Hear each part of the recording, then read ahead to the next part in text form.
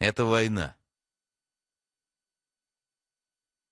Нет высшей доблести и счастья для мужчины, чем жизнь отдать за родину, за товарищей своих. Я верю, что многие этого не понимают. Для них нет лучшей доблести, чем дожраться, допиться до цирроза печени и сдохнуть, обстираясь мелкими бриллиантами где-нибудь на красивой даче у озера Комо.